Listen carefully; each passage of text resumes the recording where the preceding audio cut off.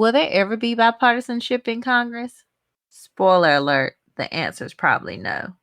And what's critical race theory, and why are Republicans so upset about it? Hey, girls and guys, I'm Brandy with an I, and this is Did You Hear the News?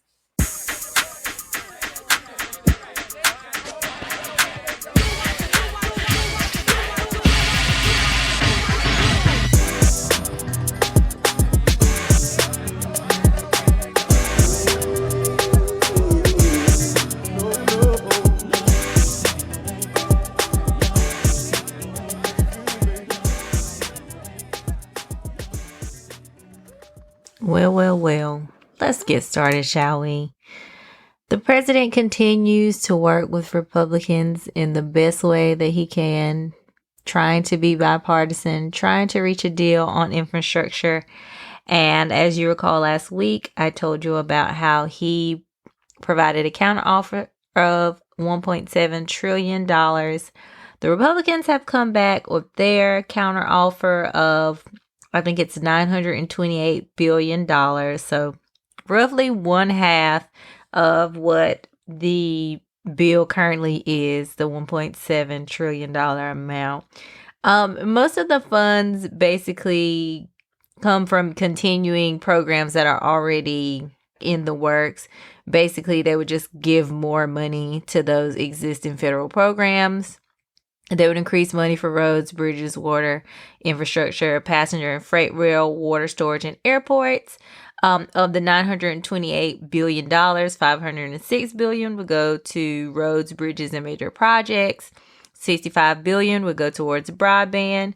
$56 billion would go towards airports, and $98 billion would go towards transit systems. So this is their counteroffer for the 1.7 that the Biden administration has currently counteroffered. Here's the issue. Even if we are still going to just give more money to those existing programs, and that's great, yay, there are still many other things in the infrastructure plan or the Americans Jobs Plan that would be covered that the Republicans just don't want to cover. They don't see it as infrastructure. So they're not even working on a way to work those into their bill. So we're still lacking there. The other thing is, once again, how do we pay for it? Republicans, once again, don't want to touch that tax plan from 2017. They don't want to tax corporations. They don't want to tax the extremely wealthy. They want to use things like user fees, which would be fees for the average working family. They're also talking about actually using some of the money from the American Rescue Plan, but the Biden administration is like, no, we don't want to do that. Like, we expect for all of that money to be spent. So if we then try to funnel it to this infrastructure plan, then we'll still have like hospitals and, other places that need that aid that are going to be lacking now because you're trying to basically skim the money from that plan to the infrastructure plan. It's a big hullabaloo. I don't even understand why I do understand why he continues to try to work with Republicans. Number one, he said, unity, bipartisanship. And even if the normal average day working person does not really give a flim flam how the bill gets passed, as long as it gets passed, it's the media and the senators and the congressmen and women who are saying, Biden promised this and he's just doing everything without us. Even though, as we saw with the 1-6 commission, which we'll definitely get to, you give and give and give, and the Republicans still are just like, that's not good enough. So at this point, of course, Chuck Schumer is like, listen, we're going to get this done whether you guys are in on it or not. So apparently their committees are going to continue doing what they need to do on the back end to make sure that whatever happens with the negotiations, that this bill isn't held up.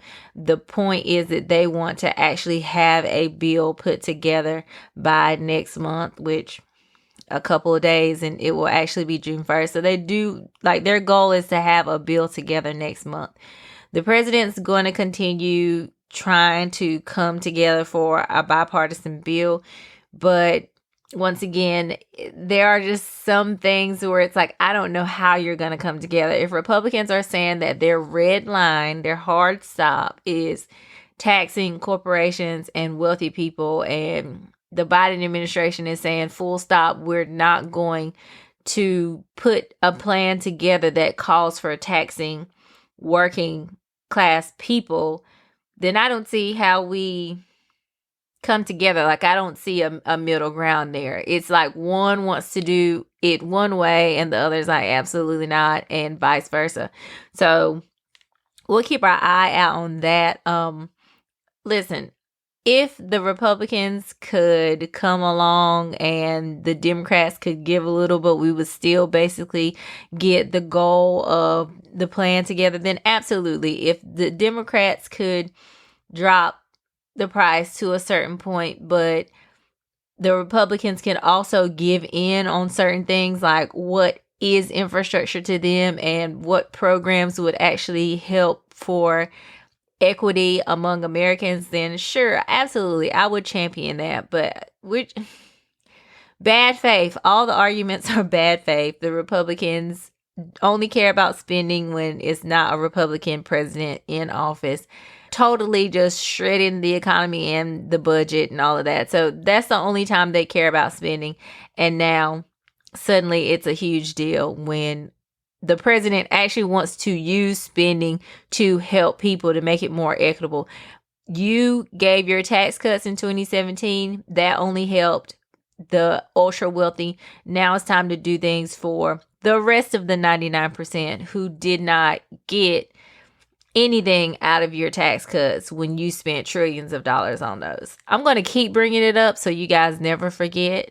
And so next time someone says something to you about, oh, we're spending too much, so that you can bring it up to them, how it wasn't an issue in 2017 when taxes were raised on well, let me put it straight. Taxes were cut across the board for everyone at first.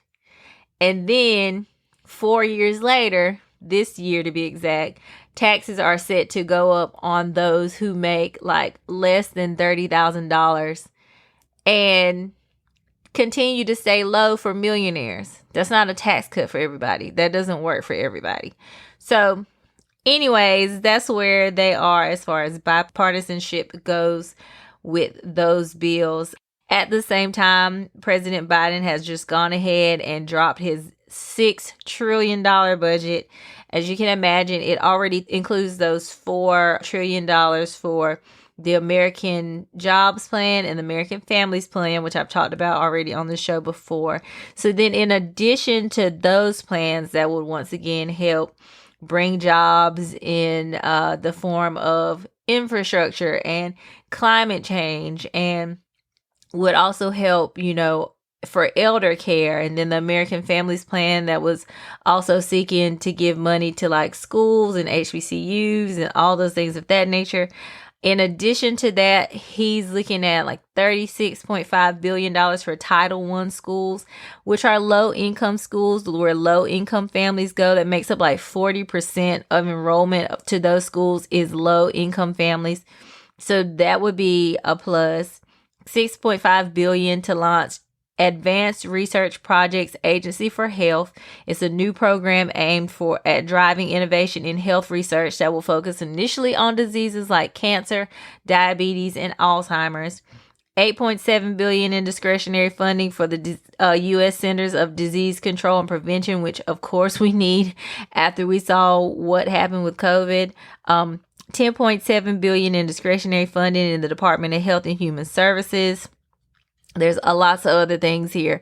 Increase of more than $14 billion compared to 2021 enacted levels across nearly every agency to tackle climate crisis, because we are in a climate crisis. Just a lot of things that would be helpful to the average working person. There's also $1.3 billion in community policing that includes $13.6 million in funds for task force officer body-worn camera support as part of the $35.3 billion Department of Justice budget. Now, do I think we need to give police more money?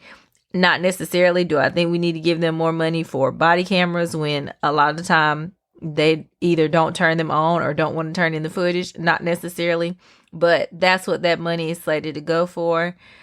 Just a lot of different things. Of course, $1 billion for Department of Justice and Violence Against Women Act programs, which is like double of what was, enacted in 2021. So he wants to put money in these programs to help other people, to help those who have been left behind by tax cuts that occurred in 2017. Listen, I'm all for it. Do I think I'm going to agree with everything that's in the bill? Absolutely not.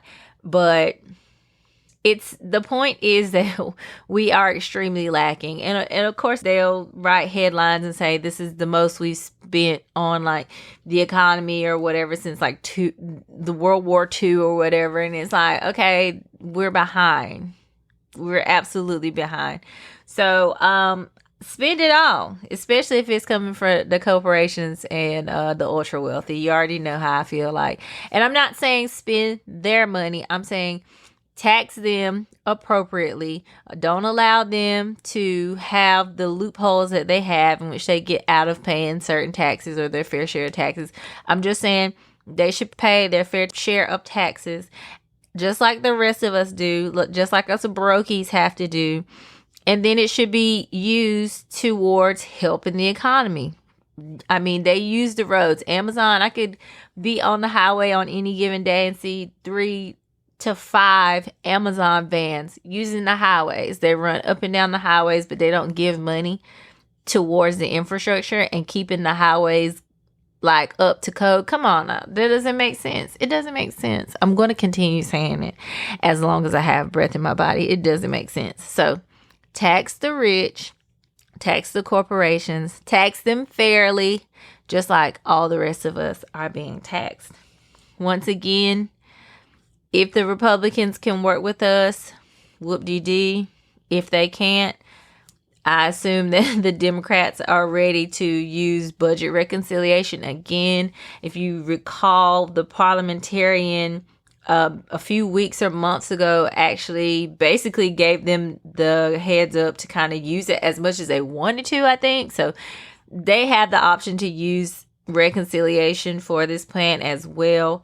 Of course, you had pushback from senators like Joe Manchin and Kirsten Sinema, who, I mean, we'll get to that. But anyway, so we had pushback from them saying, oh, well, we don't want to just keep using budget reconciliation. We're abusing it and this, that, and the third.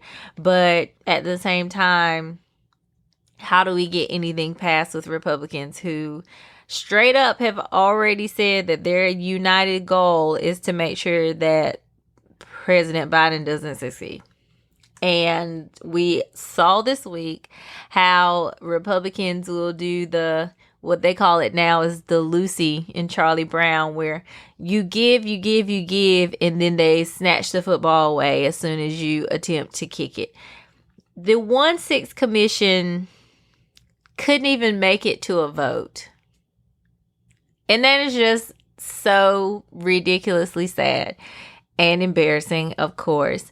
We had an insurrection on 1-6, and Republicans blocked the actual vote to even vote on having a commission. They blocked that vote.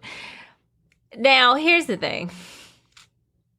What was even more embarrassing was that, 11 Republicans didn't even show up for the vote. Some people didn't show up for the vote. Kirsten Sinema missed the vote.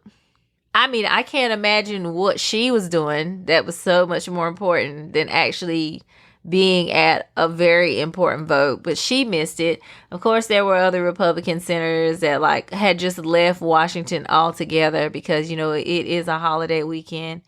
And it's just embarrassing. It's embarrassing. It's just, it's crazy. So we had, I think, 6 Republicans who voted for the commission or voted for the vote to vote for, basically. They include Mitt Romney, Susan Collins, I think Lisa Murkowski. And then there was one Republican senator who missed the vote, but he said he would have voted for it. Like, what are y'all doing? What are y'all doing? If I was getting paid to do a job and I just skipped out and just wasn't even around when it was time to do my job, like, I would get fired. But here is one of the most important votes that you knew you were going to vote on in a week or a month, and you can't even be there for the vote. It's despicable. What else is despicable is that the mother of fallen Capitol officer Brian Sicknick went to the Capitol. She was with a former Congress lady, I forget her name, but she was escorted by her Officer Fanone, which is the officer I mentioned to you multiple times, who got tasered multiple times, who actually had a heart attack that day, who had to plead and say, please, I have kids, like I have a family, to keep from getting killed, because he had been tased 13 times, I think. As another officer, African-American male, if I'm not mistaken, he was also there. And they met with senators to beg and plead for them to please support the commission. Like, vote for the vote to have the vote for the commission. And apparently, they say it got a little testy in the meeting. Like, Officer Fanone has been very vocal about what he experienced and how he feels that, like, Congress is really BSing when it comes to, them trying to rewrite the events of the day when it comes to them offering support to the officers. I mean, just this week it was reported that Capitol Hill officers feel like second-class citizens. They feel like they don't get the support or respect that they need. They feel like even the Congress people and the staff treat them like second-class citizens in the job. So it's very telling that, these officers come to speak to these senators, and it gets a little testy because they are on the edge. Like, how do you whitewash an event and say it was peaceful when this man was tased so many times he had a heart attack? He could have died that day.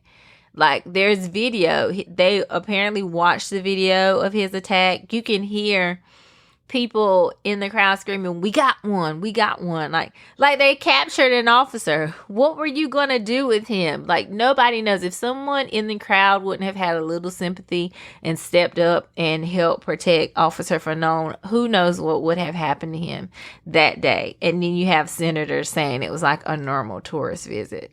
Like, give us all a break. And I'm sure that's how Officer Fanone felt when he went in that meeting. And I'm sure that's why it probably got a little testy, especially with Senator Ron Johnson, who continues to try to push conspiracies that there were just bad faith actors, and maybe there was some Antifa and BLM mixed in the crowd who actually made things. No, like, these were Trump supporters waving Trump flags. Let me tell you something. I don't care enough about causing any kind of hullabaloo to actually wear anything that says Donald Trump or anything Trump related on it. Like, and I know that that's how Antifa and BLM feel. Like, there's no reason that they would want to go and pretend to be Trump supporters and cause the mayhem and just all out chaos that happened that day. Ron Johnson, give us a mother effing break. That's probably what Officer Fanone said to him. Either way, they spoke with senators, begged, pleaded, showed, their side of the events that day.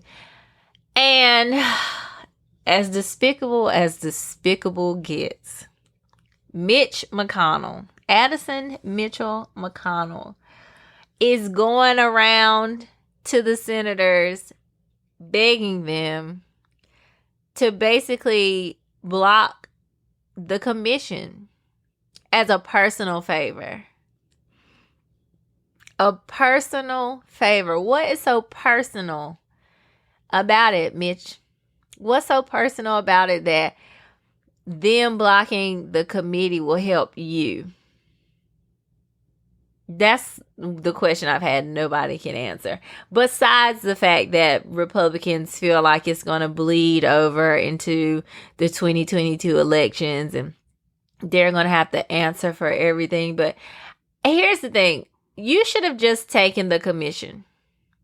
The commission was bipartisan. There were going to be the same amount of people on the commission that were appointed by Democrats as Republicans. They were going to be able to pick their own staff. They were going to have to agree on the witnesses. But now you've left it open to Nancy Pelosi putting together a committee or a commission to investigate. That can go on for however long, because this one was supposed to be wrapped up by December 31st, 2021. But now she can have a commission and she can pull, subpoena, witness anybody who she wants.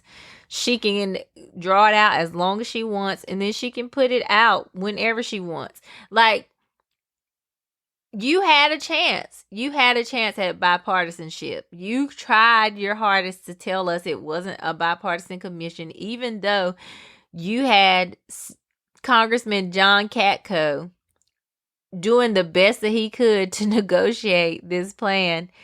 And then you just threw him under the bus violently and said it wasn't a bipartisan commission when he worked so hard based off of what Kevin McCarthy said he wanted to get everything that Kevin McCarthy wanted. And you threw him under the bus. So I don't know where we're going to go with the commission. I know that there are other options for a commission. There are other options for the committees to investigate. Do I know if they're going to do that? I don't know. Do I know how it's probably going to go? Yes. Now it's going to be a partisan investigation. And whatever is found, anything that points towards former President Donald Trump, he and the senators and the congressmen and women and his supporters are going to cry, oh, it's a bipartisan witch hunt. I mean, they were going to do that anyway, right? But they're going to do it now, especially since the Democrats don't need Republican input anymore. They gave them the chance. They didn't take the chance. They don't need it anymore. So they're going to cry foul. It's just going to have to be up to us to determine what we want to believe and what we don't want to believe. I think any of us who have clear thinking and critical thinking skills knows that the former president was absolutely the reason that this happened. Even if he didn't mean go to the Capitol and fight today, he's absolutely at fault because he knew what kind of people were following him. He knew if the FBI is getting counterintelligence about the types of things that were said on the internet, and he's the president, so he's getting intelligence briefings every day. He knew. And he can't just say that he had some kind of extremely specific constitutional free First Amendment right to say or do whatever he wanted to because he was the president. I mean, that's the excuse he and his lawyers have tried to use lately. No, as the president, he doesn't just have blind constitutionally protected speech. That's not how that works. That's not how any of this works. And he doesn't have it. And those of us who have clear minds and critical thinking skills can see that. But unfortunately, when polled, over half of Republicans still think that he's actually the real president. You have people who still think that President Biden is acting in front of green screens. So, what can I say? All I can do is hope for better. All I can do is hope for better in a world where Republicans are changing not only the voting laws, but the way that the committees and the roles work in an effort to, if things don't go their way in the next election, they can literally have judges overturn it. Yes, that just happened in Texas, like late at night last night. Look into it. So, all of this bipartisan talk, I'm really not here for it. Like, it would be one thing if we were dealing with sane Republicans who just happen to have policy disagreements with Democrats. That would be one thing, but we are not. We are no longer dealing with just policy differences. We are dealing with one side who just completely doesn't even care about the fact that a group of people stormed the seat of democracy, wanted to kill them, and supported the last guy. And they want us to forget about it. And they want to pretend like that day wasn't a big deal because they know that it affects them politically speaking. They know it'll affect them in the next election. And instead of actually trying to uphold democracy and actually like uphold laws and all of that, they would rather win elections. They would rather stay in power. And that's what we're dealing with. So at this point, to me, bipartisanship can just fly right out of the window. Speaking of the former guy, I told you last week how Letitia James basically announced that she is no longer looking into the Trump organization in a purely civil way. She's looking at them criminally. She's working with Vance's office in the New York Manhattan District Attorney's office. Vance also announced that he has convened a special grand jury. And once again, those who know law and have been prosecutors and are prosecutors would tell you that you don't really put together a grand jury, especially not a special one, if you are not building a case against someone. Once again, no charges have been filed, but we know that at least one person has been told to get ready to give their testimony. Now, grand juries usually work in a short amount of time, or like they have a set amount of time that they can get together, but a special grand jury can go a little longer. From my understanding, this grand jury is going to meet like 3 times a week for 6 months. They're actually going to be calling witnesses. Like I said, in a normal grand jury, you might have like the FBI or district attorney or whatever making the case, but in a special grand jury, they're actually going to have witnesses coming, giving testimony, setting the testimony for the actual trial. It's supposed to be a big deal. I told you last week, I don't celebrate until the cuffs are on. I don't celebrate until I hear the guilty verdict. I don't even celebrate then. I tend to wait to hear what the sentence is going to be until I start celebrating. So I'm not saying that I'm throwing a party. I'm just saying that it looks to be getting super serious for your boy, the former president. His CFO, Alan Weisselberg, his daughter-in-law is with the ish. She is doing interviews hither and thither. I saw her on CNN, I think it was Friday morning, and she basically said, listen, there were things that I wasn't aware of, but I know these people. I was married into that family. That man is shiesty. So is his boss. Apparently, when she was getting divorced, she found out certain things that she didn't know. Like, the Trump organization will give out raises, but not like in money form. They would basically give like a car, or at one point her children's tuition was paid, which she didn't really know about that. She just happened to find out about it, I think, around the time that she was getting a divorce from the CFO's son. So they would do things like they would basically give like gifts as raises, which I guess at that point, when you do that, you don't have to necessarily claim it. You're supposed to, but I think it's their way around claiming that money so that taxes can be paid on it, and that is fraudulent.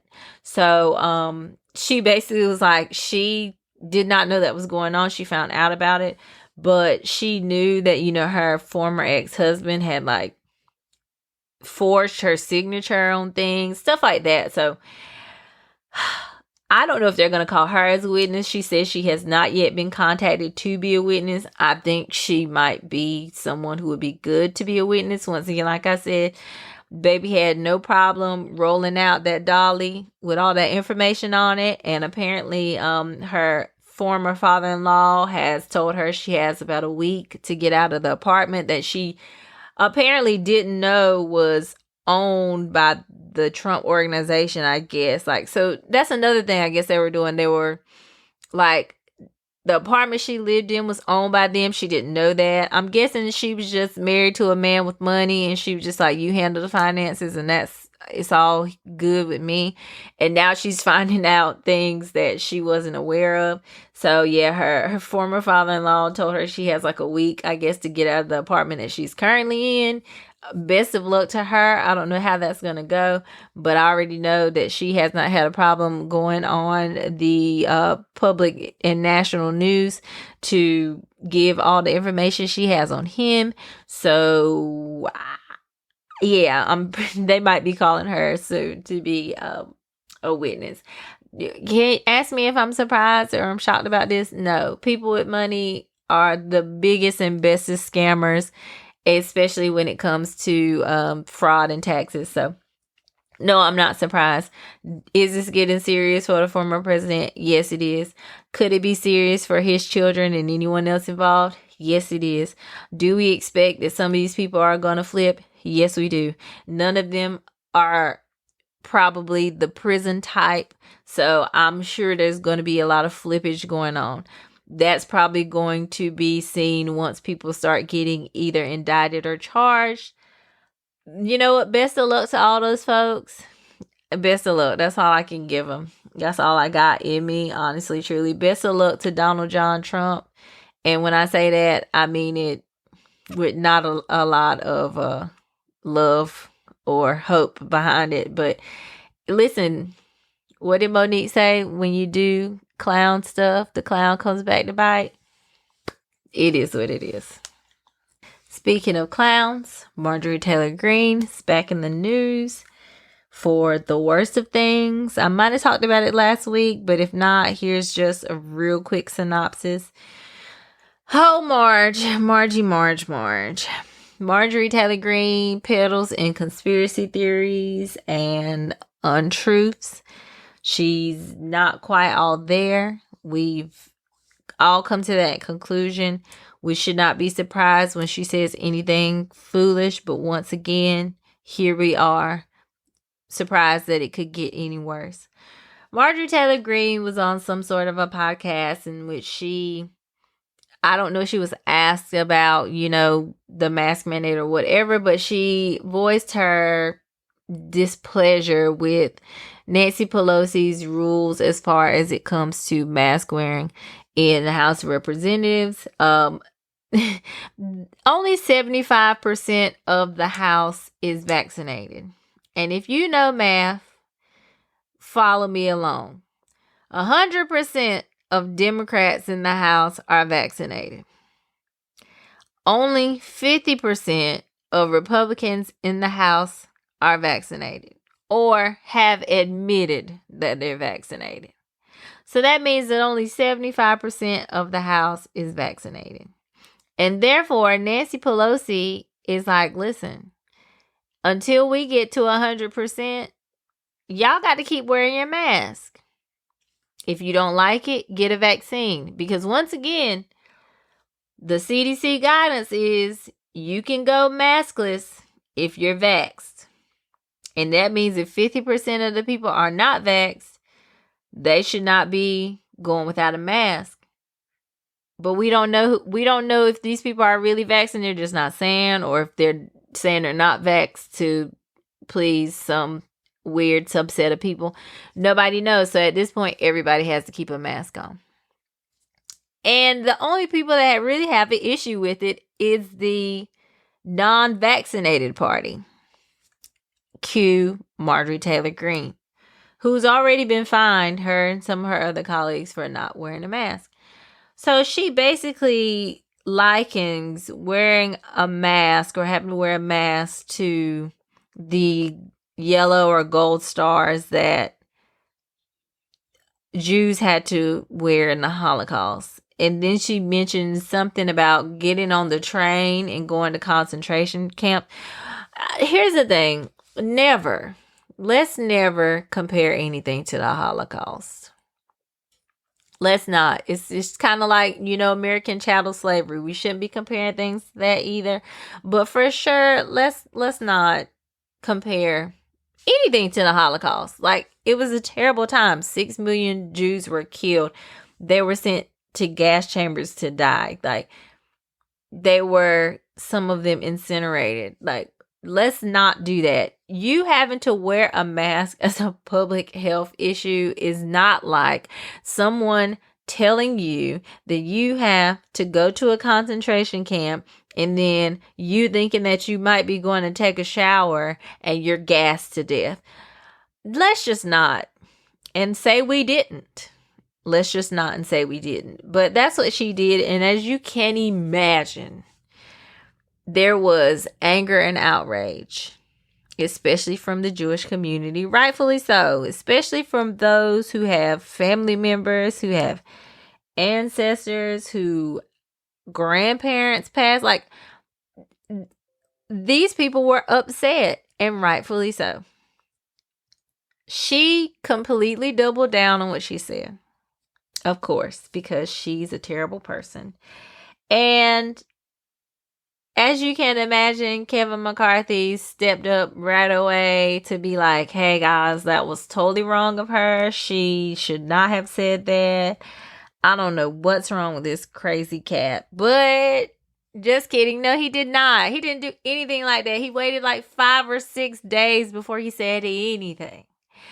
And as soon as he put out a statement on Twitter or whatever it was, somebody retweeted it and called him like a feckless cunt.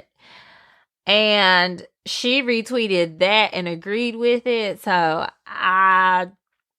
maybe it's safe to say she doesn't really care what Kevin McCarthy thinks. And we know that. We know this. Why? Because this lady gets her money from her shenanigans. This is how she fundraises.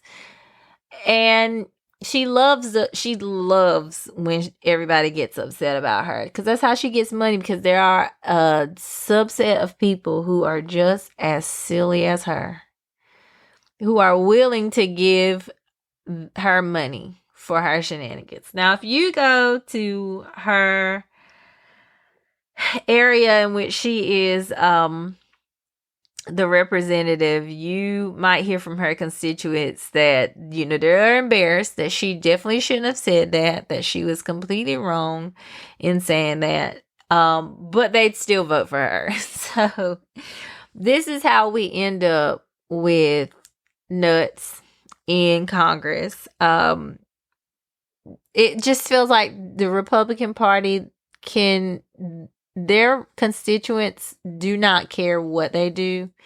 They can get away with a lot of things. And so, yeah, she can continue to be as terrible and as loopy and as nutty as she is. And she can say that Jews are responsible for space lasers and that children didn't actually die at Sandy Hook and or Parkland.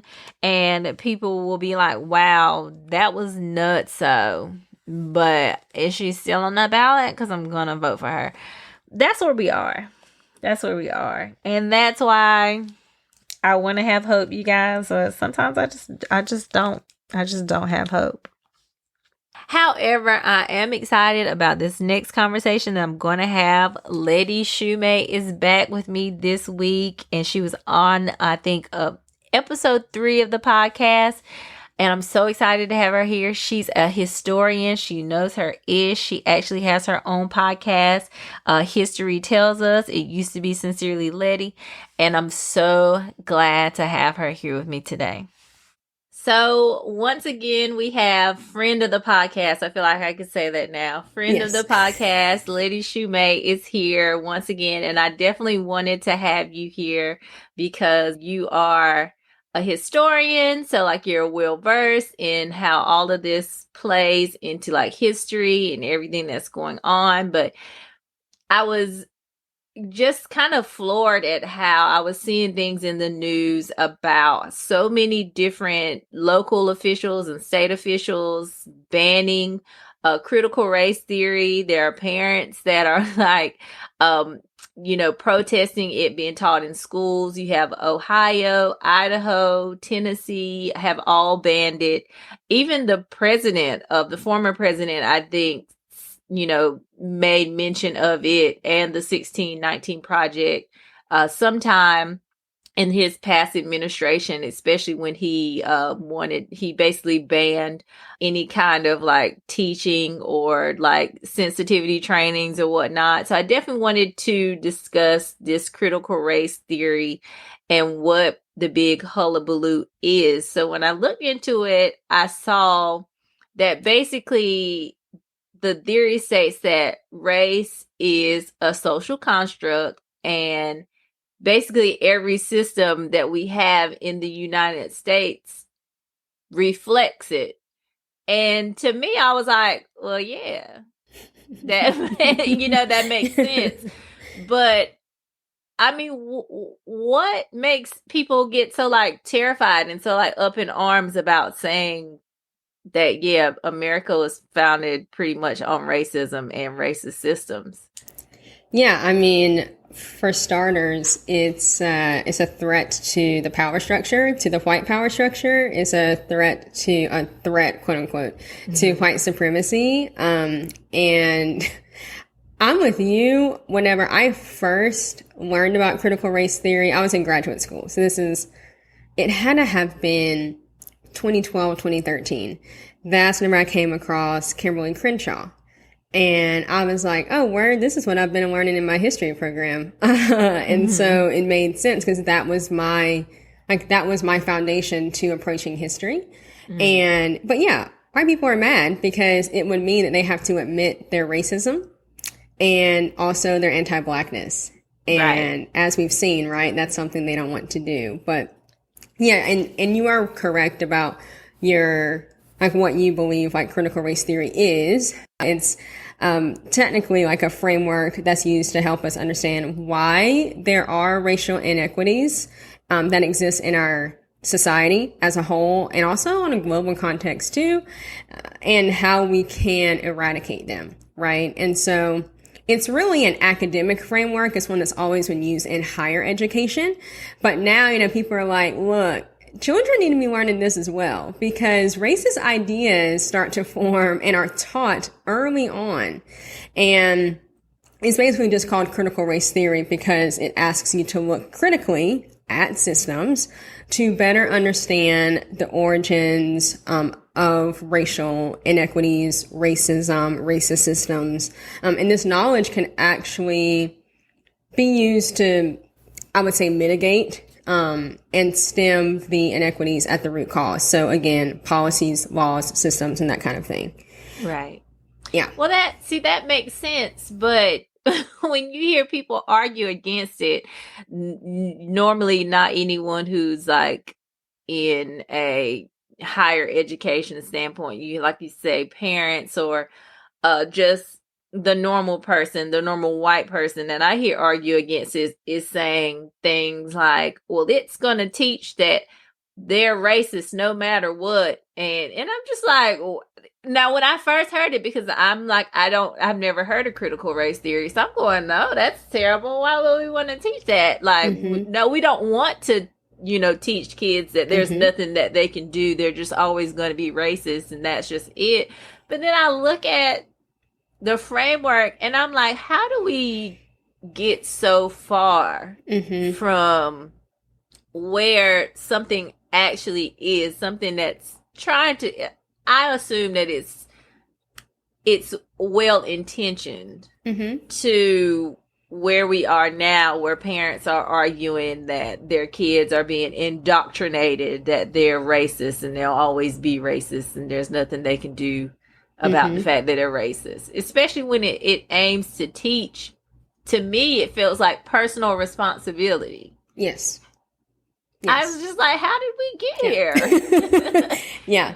No, and you're absolutely right. There are a lot of misconceptions about it. And of course, you know me, I have like something to refute those misconceptions.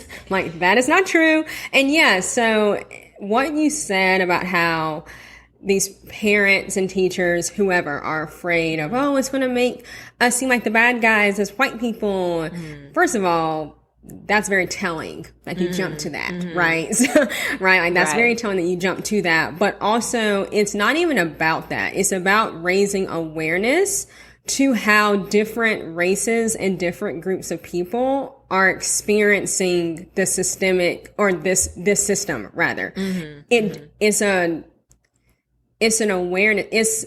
It's a need to change the mindsets, but that has always been something that white people were afraid of.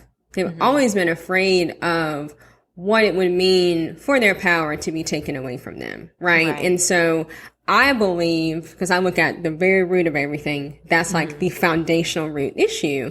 And I even read something that said, like, oh, well, it's going to make us look like we're the ones who are just basically oppressing these people, and we're going to be seen as the bad guys, and stop painting all white people as bad. And I'm just like, so we just going to look at this on an individual lens, not a systemic lens, like systemic lens? Like, that's what this is about. And for me, Brandy, honestly, I get very petty sometimes. And I'm like, if you would just read the actual definition of critical race theory, just read the definition. But y'all won't even do that. Yeah. And it's like, I'm like, well, where are you getting your information? Is you're not even a quick Wikipedia, once again, is so contrary to what you've somehow framed, like how you've reframed what it actually is. And it's not a new concept, like it's decades old. So it's like, how do you look at people constantly saying, like, okay, we all know that there are different experiences due to race. You might want to go to the bank and get a loan as a white person, and they'll just 100% believe that you can pay it and you can get it. But as a black person, I can be highly qualified, go in for the same loan, and I can't get it. Like, why can't people grasp it? I've never understood, like, how hard can it be to just listen to someone say their experience and grasp it? And it's like, no one's blaming you specifically, but anytime you're on the internet and you talk about some things, and if you don't say some in front, like if you don't say some white people, or like some, it's like, well, wait, my family didn't own slaves. What do you mean? I'm not oppressing you. And it's just like, okay, but can you not look at the ways in which you contribute, or you basically gain from a system that is oppressive to people of color? Like, Yeah, no, I definitely agree. And it's so frustrating because I don't even put some in front of white people. I'm like, listen, y'all collectively are all part of this. Like, we did not create this system. Right. And that doesn't mean, it has nothing to do with the fact that I do not know white people that are out here doing the work, that are out here not being problematic. I do have friends like that. I'm not saying that. But since you're reaching to that, like, that's on you, right? And so also to that, what I want to say to people, what I have said before is, but y'all have no issue grouping all of us together. Y'all have no issue doing that, right? Like, you have no issue whenever it comes to black people and black on black crime of equating us with this. But yeah, I mean, and what you said about the money and the banks, like these are questions that critical race theory addresses, like Right. having an understanding of these systemic inequities. Matter of fact, I was typing earlier a bunch of just questions, and one of them is, let me find it, why are houses owned by white people appraised at a value higher than houses owned by black people in the same neighborhood, right? Like these are questions that we need answers to, that we know the answers to, Right. but critical race theory, right, would dive into that. But diving into that, right, and examining this would then show the racist laws, the racist policies, and it would require dismantling the system that benefits white people and white people only, and white passing people. I'm going to say that, right? Because I love to say Hispanic white passing, right? Because there's definitely a difference. yes, and that's why I don't say BIPOC very often. I say Black, brown, indigenous people of color, because our experiences are directly different from anyone else's, right? Like, history shows us that. History shows us how many times you have had people of color who passed for white. I'm not saying black people didn't also pass for white, because sure, but let's talk about the history of why we passed for white and the assault and the barbaric things that happened to us. But I won't even get into that here, right? But once again, even what I just said, that's what critical race theory is about, examining, getting to the roots of these lies that have been constantly told. I just find it, I don't want to say, it's like disappointing, but not surprising. Like, it's 2021. And like, this would be the time. This should be the time that we are teaching kids about thinking critically about race. Like, it seems like adults would also want to think critically about race. It's just like, and then like you were saying, the house is being appraised. There was just a story, a new story, because I've heard other ones, but a story of a lady who got her house appraised. And then she took like her pictures and stuff off the wall. She had a white male friend step in as the homeowner, and her appraisal went like doubled. And it's like, it's crazy to me that like white people can see a story like that and just be like, well, that kind of sucks. Yes. And not even want to look into the reasons through which that happens. They can just be like, well, that's not my dog. Not my dog in that race. Like, that's exactly right. Yeah, because they see it as this individual issue with, oh, well, and maybe some of them see it this way of, oh, well, it was just that one white person. And I'm like, again, it's the whole system, y'all. It's the whole system. And it's just honestly, Brandy, frustrating for me, because I too have friends and know people who have experienced that very thing. I mean, I've even experienced things with apartments. I also was a homeowner at one point before my recent like separation, but I didn't sign for the house. My husband, and I'm sharing this on here because I want people to hear this. It is difficult for us as Black people to have these same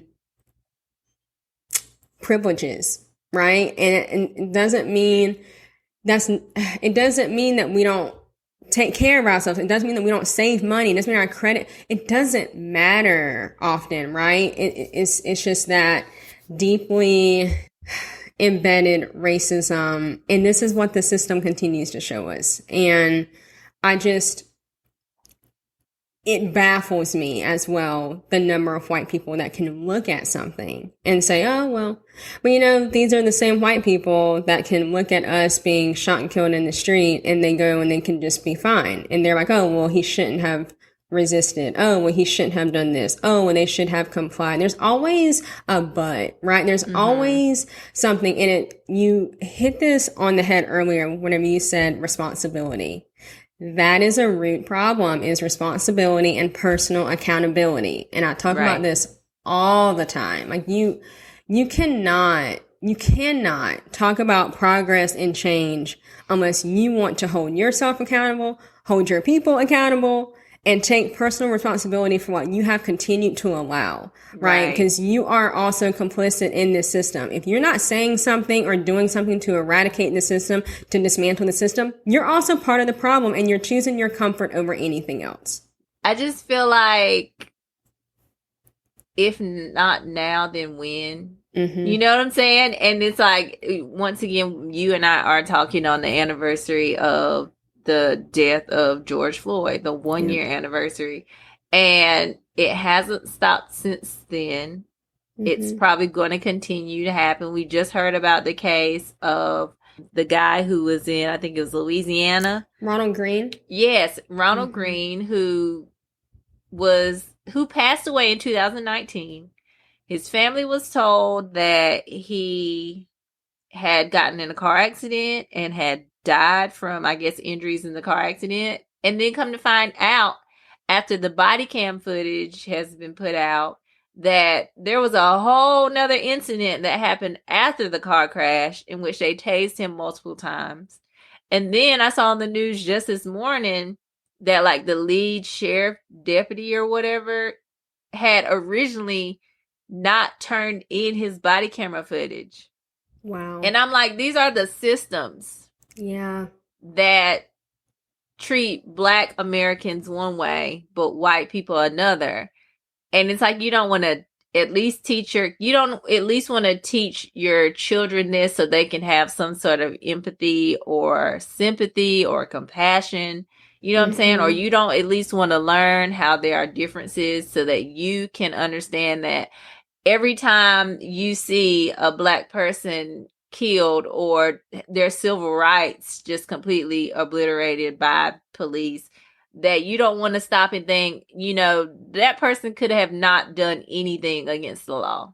They could have complied. They could have just been going about their normal day. But there's a bias in the minds of a cop and sometimes a system that says this person's up to no good, even if they're just going about their own merry way.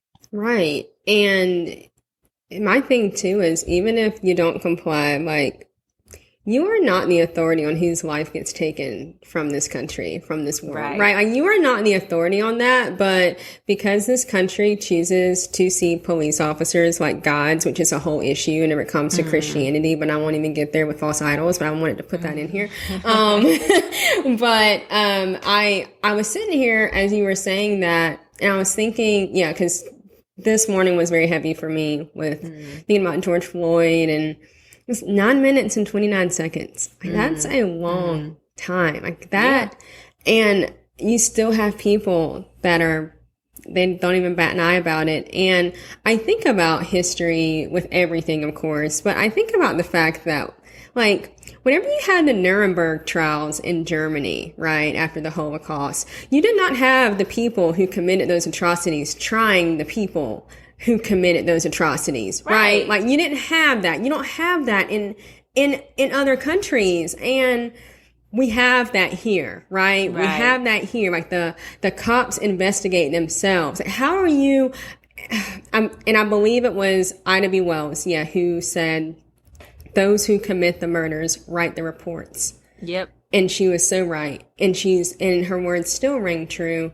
And again, this is why, like, people like Ida B. Wells need to be discussed and taught about in school, and not just as a Black woman who fought for justice. Like, no, Ida B. Wells, like, she risked her actual life, and there's no telling how much she actually went through and how much she actually endured, and the stress that she lived with and the fear that she lived with, but also like the tenacity, right? And the resilience and the strength. But that's why this teaching is necessary, because then you can talk about people like Ida B. Wells and what they did. I also wanted to talk about the 1619 Project, which I feel like I was even less clear about than the critical race theory. From my understanding, it's basically this project that the New York Times partnered with Hannah Nicole Jones and some other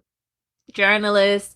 And the basic idea is that slavery actually began in 1619 when those 20 Africans came over and they were believed to be the first slaves, and that's basically really the focal point in the beginning of the nation, and not necessarily 1776, I guess, when we got our independence. Yes, that's exactly what it is. I listened to like the podcast and stuff last year, and I remember like reading some of the writers that contributed to the 1619 project. Like one of them was Brian Stevenson, who wrote Just Mercy. Yeah, there's like there's so much that's on there to read, and a lot of them, really all of them, are incredible.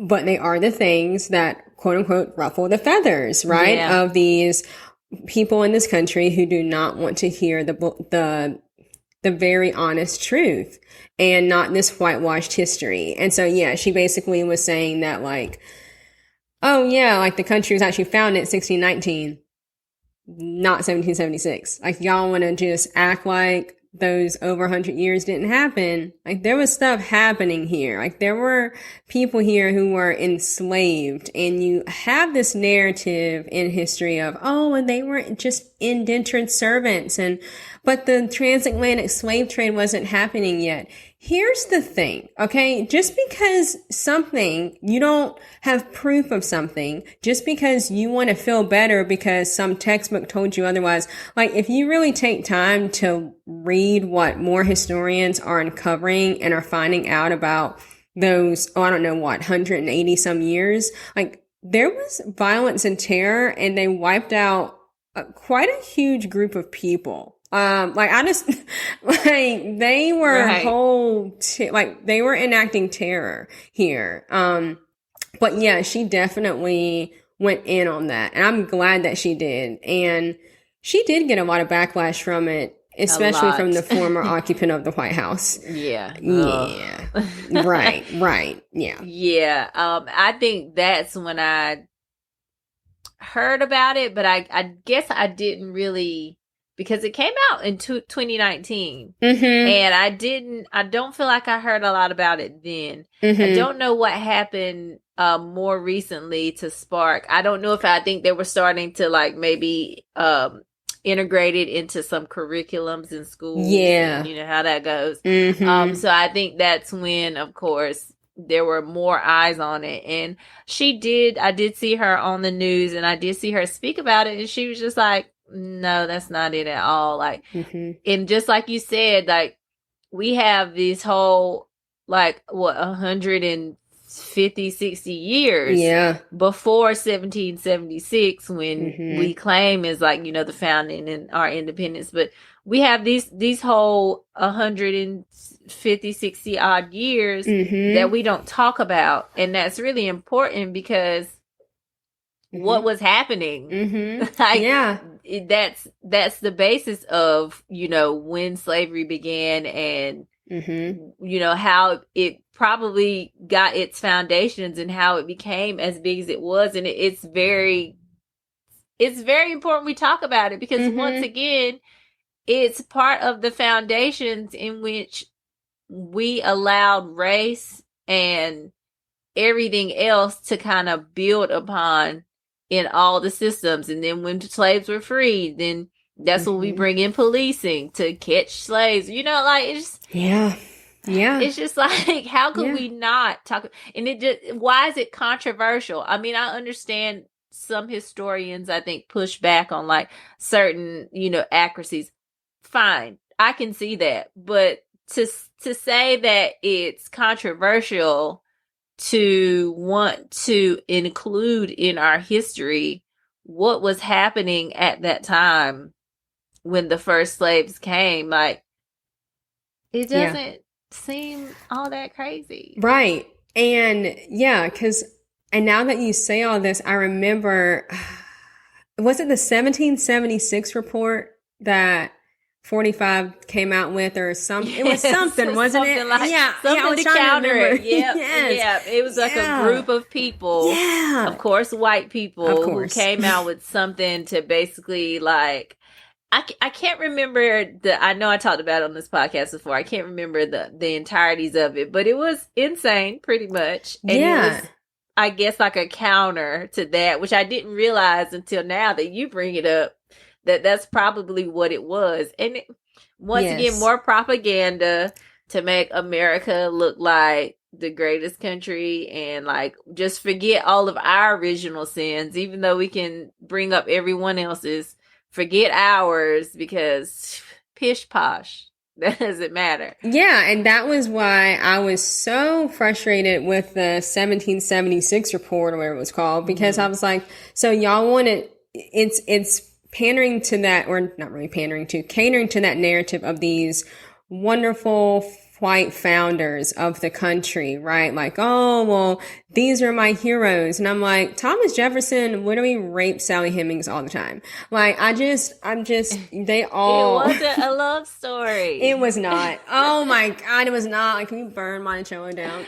Like, it was not. And so it's like, once again, trying to take the history and glorify white people with this false narrative that goes along though with white power and white supremacy.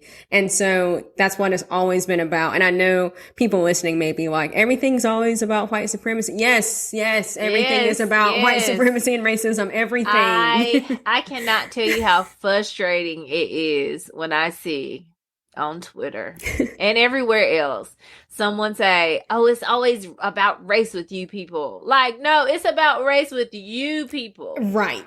Yes. It wasn't us that stole ourselves and brought ourselves over here, and then to justify the treatment of us, created race to say, or all these other ridiculous things like the difference in physical characteristics and all of that, all these reasons to justify being terrible, and then built it into this. It wasn't us. Right.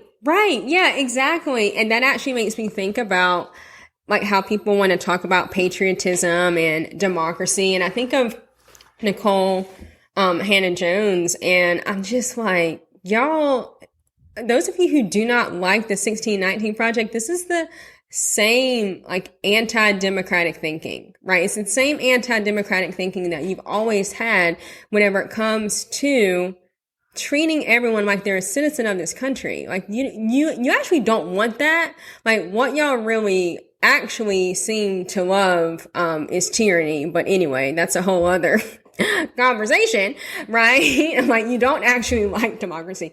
But it's just really, it just upset me whenever I saw what Nicole Hannah-Jones is going through.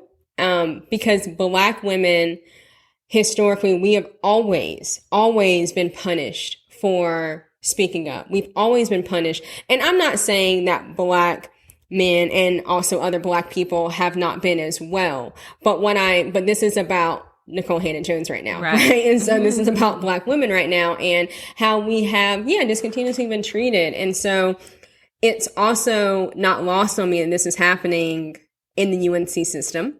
Right. The same UNC system where last summer UNC Wilmington had a whole issue with Black Lives Matter. Let's not, right? And so I'm like, yo, and then to look at, right, like these donors who give money to these schools, who give money to UNC Chapel Hill, and how the board of trustees was just upset. I'm sure that y'all were, because some of y'all are out here owning land and owning our ancestors. So y'all want to fess up to that because we can go.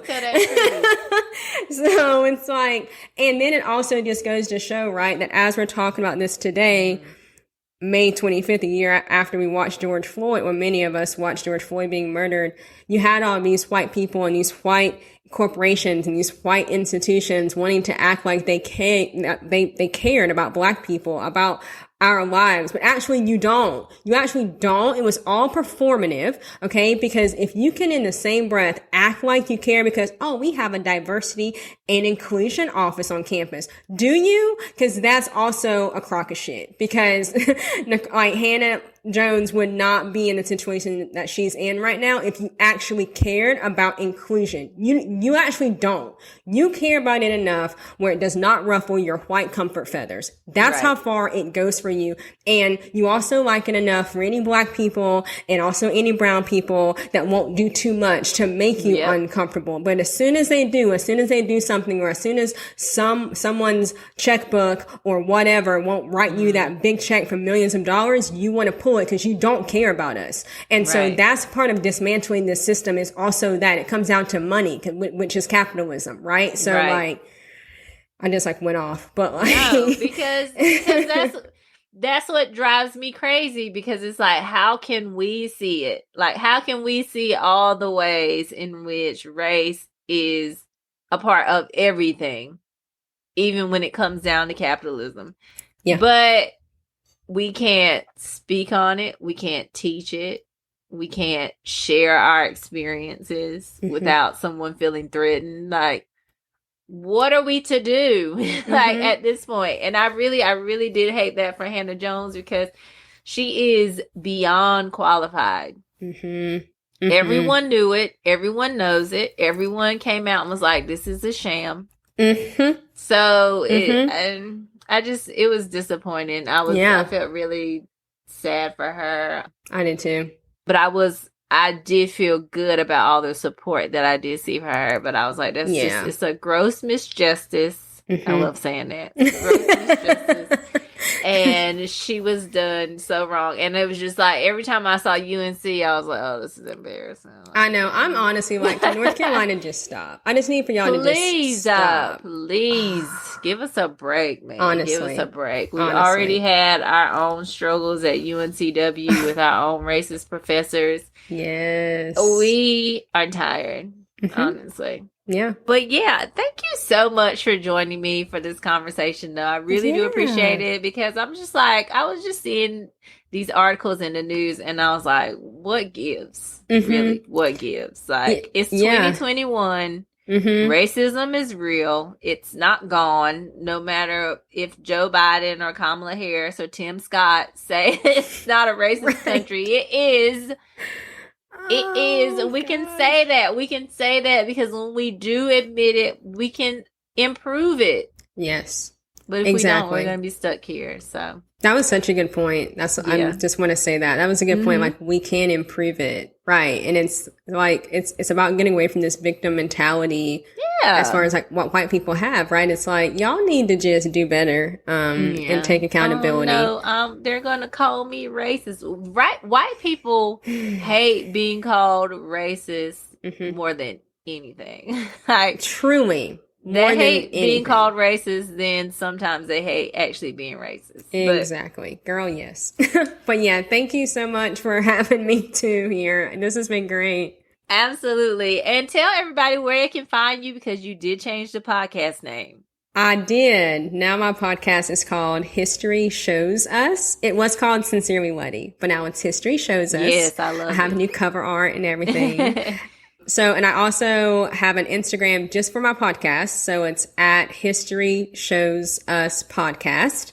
And you can also follow me at sincerely.lettie. So follow me there. Awesome. Y'all go follow her, listen to her podcast, because she knows what she's talking about. Unlike me, who just gets up here and pretends. No, Brandy, you do a wonderful job. I love your podcast. Well, thank you so much. I appreciate from you. That's high praise. So yeah, absolutely. That. And thank you for listening to this week's episode of Did You Hear the News? Be sure to check me out again next week, same time, same place.